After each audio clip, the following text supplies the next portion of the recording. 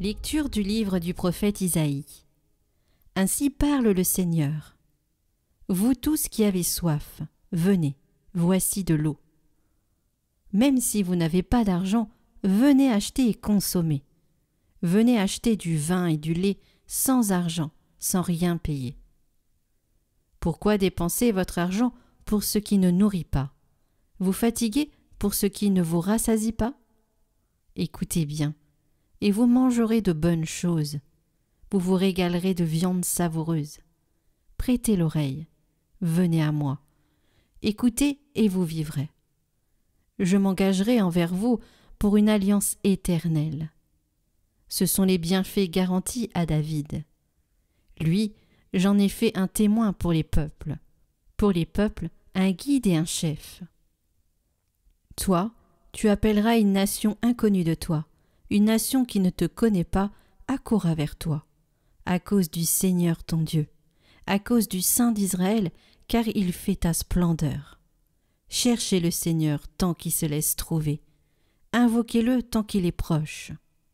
Que le méchant abandonne son chemin et l'homme perfide ses pensées, qu'il revienne vers le Seigneur, qui lui montrera sa miséricorde, vers notre Dieu qui est riche en pardon, car mes pensées ne sont pas vos pensées, et vos chemins ne sont pas mes chemins.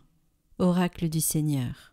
Autant le ciel est élevé au-dessus de la terre, autant mes chemins sont élevés au-dessus de vos chemins, et mes pensées au-dessus de vos pensées. La pluie et la neige qui descendent des cieux n'y retournent pas sans avoir abreuvé la terre, sans l'avoir fécondée et l'avoir fait germer, donnant la semence au semeur et le pain à celui qui doit manger. Ainsi, ma parole qui sort de ma bouche ne me reviendra pas sans résultat, sans avoir fait ce qu'il me plaît, sans avoir accompli sa mission.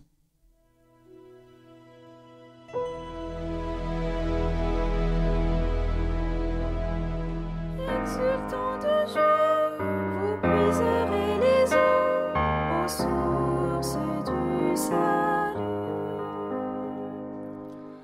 Voici le Dieu qui me sauve. J'ai confiance, je n'ai plus de crainte. Ma force et mon chant, c'est le Seigneur. Il est pour moi le salut. Rendez grâce au Seigneur, proclamez son nom. Annoncez parmi les peuples ses hauts faits. Redites-le, sublimez son nom. Jouez pour le Seigneur, il montre sa magnificence, et toute la terre le sait.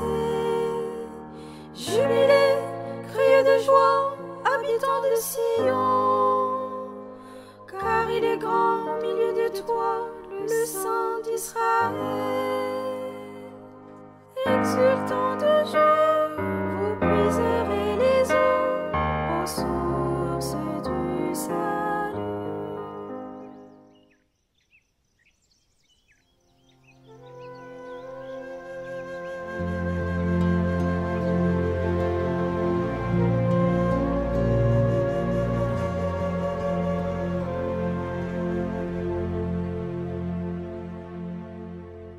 Évangile de Jésus-Christ selon saint Marc.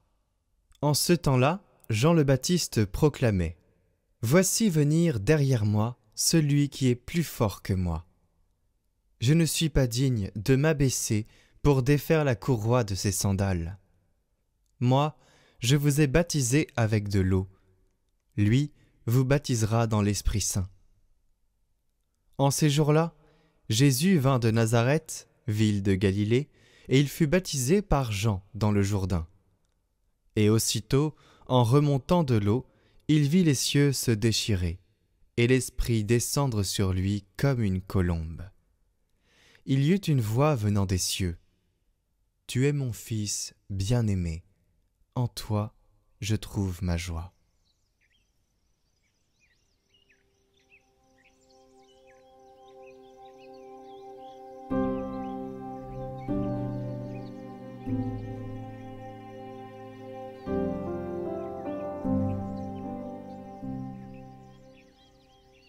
Commentaire de saint Cyril de Jérusalem. L'Esprit descendit comme une colombe. L'Esprit Saint est descendu au cours du baptême du Christ pour que ne passe à point inaperçue la dignité du baptisé. Selon l'affirmation de Jean, « Mais celui qui m'a envoyé baptiser dans l'eau, celui-là m'a dit, « Celui sur qui tu verras descendre et demeurer l'Esprit, c'est lui qui baptise dans l'Esprit Saint. » Attention, que dit l'Évangile ? Les cieux s'ouvrirent. Mais ils s'ouvrirent à cause de la dignité de celui qui descendait. Voici en effet, dit-il, que les cieux s'ouvrirent et il vit l'Esprit de Dieu descendre comme une colombe et venir sur lui. Et il descendait de toute évidence de son propre mouvement. Il fallait en effet que les traînes et les prémices du Saint-Esprit, des baptisés, fussent accordées à l'humanité du Sauveur qui donne cette si grande grâce. Peut-être aussi est-il descendu sous une forme de colombe pour montrer, comme certains le disent, un modèle de la pure, innocente et simple colombe qui par ses prières travaille pour ses petits et pour le pardon des péchés.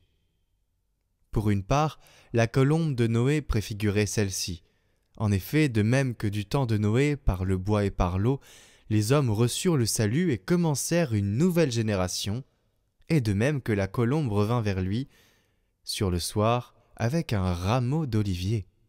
Ainsi, l'Esprit Saint, lui aussi descendit vers le véritable Noé, auteur de la seconde génération qui amenait avec lui, dans la même arche, des échantillons de toutes les diverses espèces.